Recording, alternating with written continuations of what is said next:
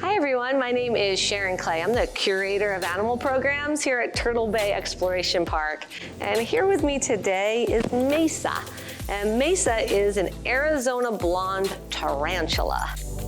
A lot of you may be saying eek and wanting to run out of the room right now, but I'm here today to talk a little bit about why tarantulas are actually our friends. When we think of tarantulas, we think of Central America, South America, Africa, Australia, but this Arizona Blonde Tarantula is actually found right here in the United States. We all know that spiders spin webs, but all different spiders spin different types of webs.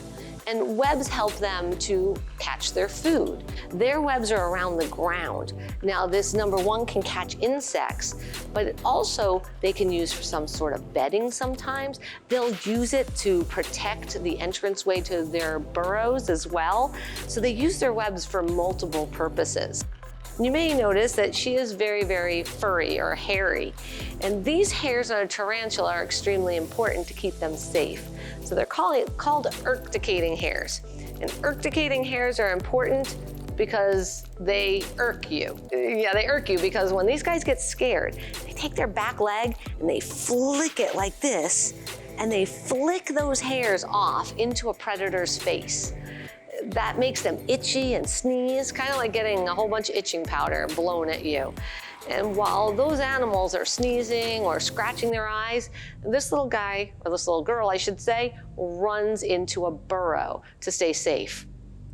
Tarantulas and all spiders are actually extremely fragile creatures. They don't have a backbone and muscles like we do. They have an exoskeleton. So an exoskeleton is basically a covering around their body that's really hard, kind of like an egg, or it would be like you wearing all your bones on the outside. So if you were to trip and fall and all your bones were on the outside, that would be the end.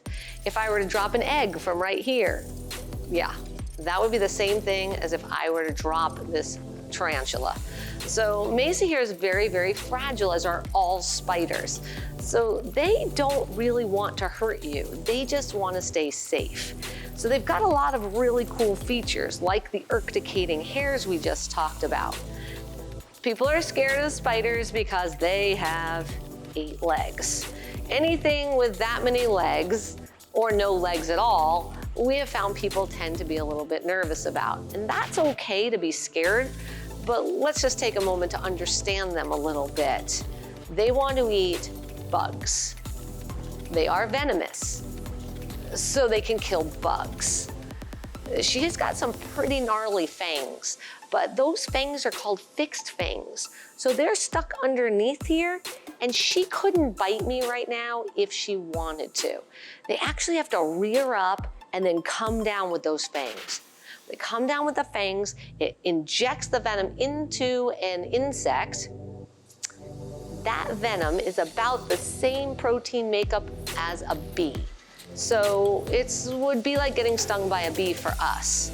But inside an insect, it turns the insect into goo.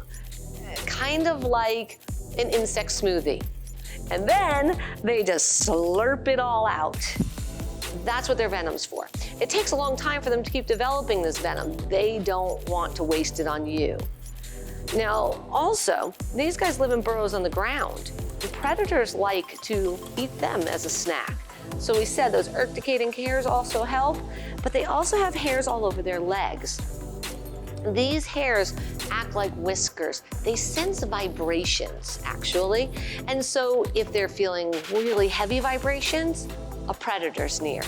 If they're feeling light vibration, dinner bell. It might be time for a juicy meal. So all of these fur and hair that makes us think they're scary is actually stuff to help keep them safe and help them find their food. So spiders like this, all spiders, have 8 eyes. So you can see the spot on the top of its head. That's actually 8 little eyes all compact in there. And so she can notice shadows that go over her. That's one way to help her also see if something's coming from above to swoop down and eat her. Couple of ways to know the difference between a spider and an insect. Well, first of all, notice she's got a very large abdomen. They have 2 segments that 8 legs are attached to. Insects have 3 segments. Think about an ant. 3 segments, 2 legs per segment. 6 legs, insect. 8 legs, arachnid. So not just the spiders are arachnids, but don't forget those scorpions, and there's some other animals as well that fit into that category.